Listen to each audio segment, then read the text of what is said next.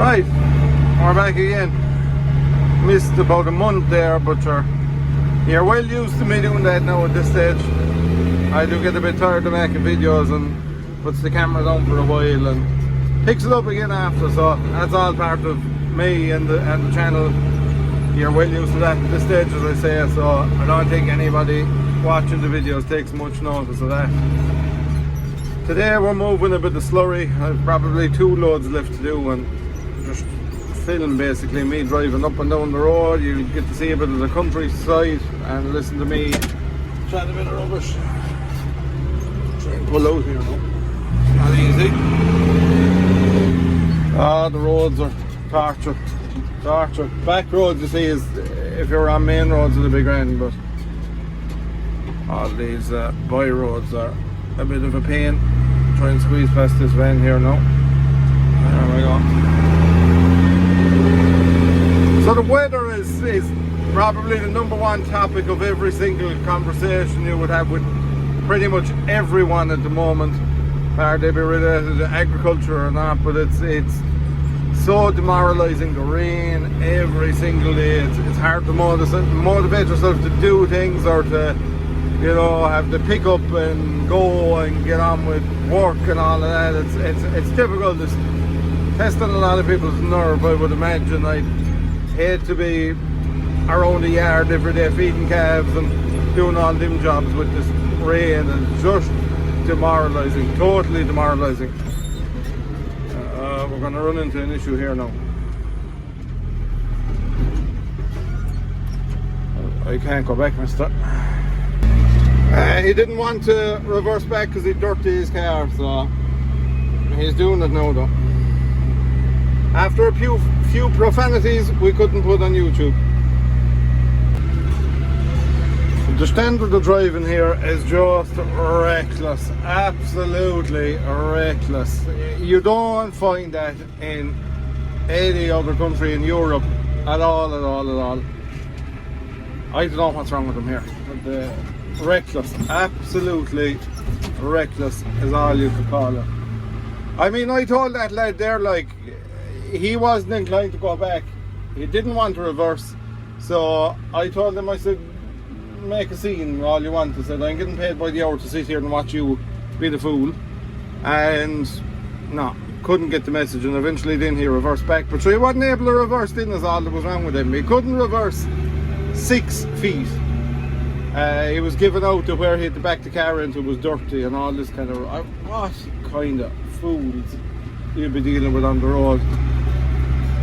It's very annoying, very annoying. But I'd say this is my second last load anyway. We'll move across one more. Road is getting busier now, to be fair. It was quiet all day. I had no real huge problems on the road all day, but it's getting busier, definitely so. Like, say this fella has a bit of cop on now. He pulled in as to the best as he could and he stopped in the widest point of the road. That's all you need to do, like, it's not rocket science at all. Anyway, moving on from that, I was at the CVT there during the week. A fair old bit done did now. I might show you a bit in the next video, but we're getting there slowly but surely. I was in France last week looking at some tractors. I was in Holland the week before looking at some tractors. Very dear, very expensive, hard to get any reasonable sort of value, and dealers are quiet. New stuff is very quiet by a lot of them, so kind of tells his own story. Again, another fellow with a bit of cop on. Yeah, tells his own story. Big stuff, big stuff, like huge combines, all that kind of stuff there. Very slow in moving him, so on that front, not a whole pile happening really. So to get back to my point, my man wasn't able to pull the car in there. He said there wasn't enough room and he was stopped here. I was stopped here, big lay-by behind me, but there were 5-6 cars behind me, so where was I going to go with this rig, like? Oh, I don't know, I just don't know. But it is the hard part of being around a large town.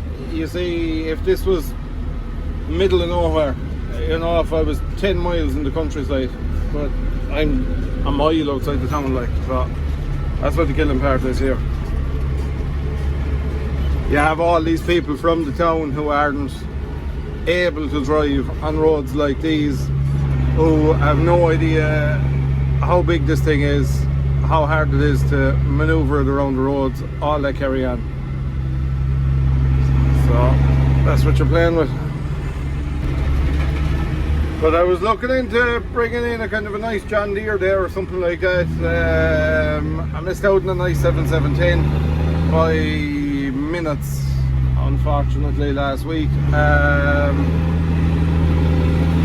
I went to see a lovely TM155 with 5,500 hours in it, but couldn't make a deal. Just couldn't make a deal on it. And what else? Yeah, I think I might try like a 6.830, 6.930, something like that.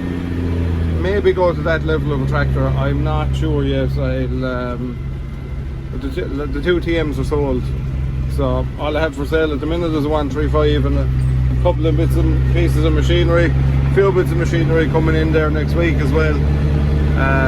But I'll try and put my hands on the tractor if I can before the silage, before everything gets busy.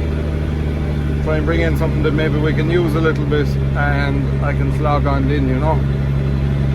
But we'll see. It's hard. Like, these things, you can't buy these anymore for some reason. You cannot buy CVXs anymore. They're making obscene money, absolutely mental money. So what does one do? Like, keep waiting and waiting and waiting for the chance to come up to lay your hands on one, get one a year maybe or something like that. I don't know, but it's hard to know. Stuff is making stupid money, and I don't think oh Jesus, how will I say it? I don't think that the profits are there at the minute in farming for lads to be able to put their hand in their pocket and pay out huge money for second-hand tractors. It's not happening. I think there needs to be some sort of a correction coming into the market where these things are dropping. Like, I mean, tillage is apparently screwed for the coming year, so it'll be an interesting year, I think. It'll be interesting to see what happens on all that kind of front. But like I say, big dealers, lads with 40-50 combines in stock were telling me that things aren't looking too rosy for them at the minute. So look, that could change like that. Markets could pick up straight away and all that changes, but you have to be canny too, I think, about things and pick and choose what you're putting in stock, what you're going to buy and what you're going to sell. And you know, obviously if you have something good and it's value, regardless of how the finances are in farming, somebody is going to buy it, because something that's good value and good condition is hard to get, very hard to get. So just have to wait and see what pops up, but it's not a case of you're refusing stuff, you know what I mean? There is a lot of stuff there, but it's vastly overpriced. Vastly overpriced. Pointing her for home now till we get to dinner. I might go at the CVT for an hour or two this evening. We'll see how things are going, but that was my day spreading slurry anyway. God, as much as we needed to get moved, so that's about that. Thank you very much for watching. See you all next week.